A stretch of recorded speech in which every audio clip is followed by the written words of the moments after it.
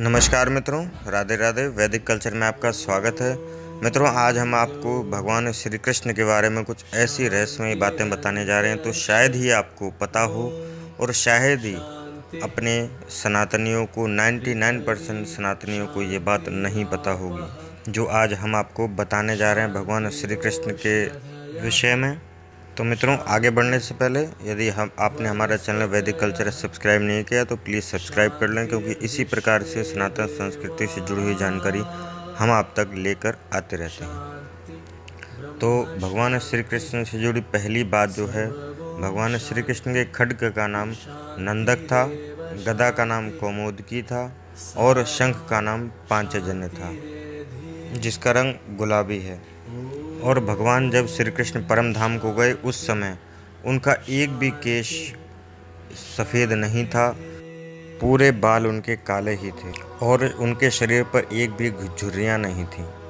भगवान श्री कृष्ण के धनुष का नाम शारंग है। भगवान को जो मुख्य अस्त्र है चक्र, उसका नाम सुदर्शन है। वह लौकिक, दिव्यास्त्र और देवास्त्र तीनों रूप में कार्य कर सकता है।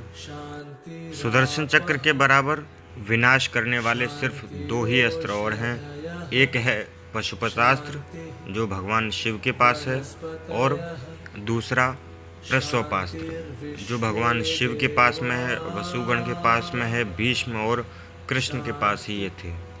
भगवान श्री कृष्ण के परदादी का नाम मारिशा है, और सौतेली माँ जो रोहिणी है, जिनके गर्भ से बलराम जी ने जन्म लिया था, वो बलराम जी नाग जाति के वंशज हैं। भगवान श्री कृष्ण से जेल में बदली गई यशोदा पुत्री का नाम एकानेशा है, जो आज भी विंध्यवासिनी देवी के नाम से पूजी जाती है। कृष्ण की जो राधा हैं, उनका वर्णन जो है महाभारत, हरिवंश पुराण, विष्णु पुराण और भागवत पुराण में बिल्कुल है ही नहीं। उनका उल्लेख ब्रह्मवैवर्तक पुराण, गीत गोविंद और प्रचलित जन श्रुतियों में हमेशा रहा है। जैन परंपरा में भगवान श्री कृष्ण के चचेरे भाई तीर्थंकर नेमिनाथ थे, जो हिंदू परंपरा में घोर अंगिरस के नाम से प्रसिद्ध हुए। भगवान श्री कृष्ण के अंतिम वर्षों को छोड़कर कभी भी द्वारका में भगवान 6 महीने से अधिक कभी नहीं रहे। आगे बढ़ते हैं। भगवान श्री कृष्ण ने अपनी औपचारिक शिक्षा उज्जैन के सांदीपनि आश्रम में मात्र कुछ महीनों में ही पूरी कर ली थी। डांडिया के जनक भी भगवान श्री कृष्ण ही थे।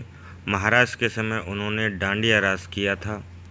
भगवान श्री कृष्ण के रथ का नाम जैत्र है और उनके सारथी का नाम दारुक और बाहुक है। उनके घोड़ों का नाम शैव्य, सुग्रीव, मेघपुष्प और बलाहक है। भगवान श्री कृष्ण की त्वचा का रंग मेघ श्यामल है। उनके शरीर से एक धीमी धीमी बहुत सुंदर खुशबू आती रहती है। भगवान श्री कृष्ण की मांसपेशियाँ बहुत छोटी हैं, परंतु युद्ध के समय बहुत विस्तृत हो जाती हैं, इसलिए सामान्यतः लड़कियों के समान दिखने वाले भगवान श्री कृष्ण युद्ध के समय अत्यंत कठोर दिखाई देने लगते हैं। ठीक ऐसे ही लक्षण कर्ण और द्रौपदी के शरीर में भी देखने को मिलते हैं। आगे बढ़ते हैं। जन सामान्य को, सभी लोगों को यह भ्रांति स्थापित की गई है कि अर्जुन सर्वश्रेष्ठ धनुर्धर थे, परंतु वास्तव में श्री कृष्ण इस विद्या में सर्वश्रेष्ठ हैं। और ऐसा सिद्ध हुआ इंद्र राजकुमारी लक्ष्मणा के स्वयंवर में, जिसकी प्रतियोगिता द्रौपदी स्वयंवर के समान ही परंतु कठिन बहुत थी। जब लक्ष्मणा के स्वयंवर में सभी लोग गए, उसमें कर्ण और अर्जुन भी गए हुए थे, दोनों ही असफल हो गए। तब श्री कृष्ण ने लक्ष्य भेद कर लक्ष्मणा की इच्छा पूरी की, जो पहले से ही भगवान श्री कृष्ण को अपना पति रूप में वर्ण कर चुकी थी। भगवान श्री कृष्ण ने तो अपने जीवन में कई युद्ध लड़े थे और उसका संचालन भी किया था, परंतु इनमें से 3 सर्वश्रेष्ठ भयंकर युद्ध हुए थे। पहला युद्ध का नाम है, जिसका नाम आप सभी जानते हैं, महाभारत। दूसरा जरासंध और कालियवन के विरुद्ध, और तीसरा नरकासुर के विरुद्ध भगवान ने युद्ध का संचालन किया और विजय प्राप्त करी। भगवान श्री कृष्ण ने सिर्फ 16 वर्ष की आयु में ही विश्व प्रसिद्ध चारुण और मुष्टिक जैसे मल्लों का वध किया था। भगवान ने बाणासुर से युद्ध के समय, भगवान शिव के युद्ध के समय माहेश्वर जोर के विरुद्ध में वैष्णव जोर का प्रयोग किया था, जो कि विश्व का सबसे पहला जीवाणु युद्ध किया गया था। भगवान श्री कृष्ण के जीवन का सबसे भयानक युद्ध सुभद्रा की प्रतिज्ञा के कारण अर्जुन के साथ में हुआ था, जिसमें दोनों ने अपने अपने सबसे विनाशक शस्त्र, जिसको सुदर्शन चक्र कहते हैं, और पशुपतास्त्र निकाल लिए थे। बाद में सभी देवताओं ने आकर बहुत विनती करी।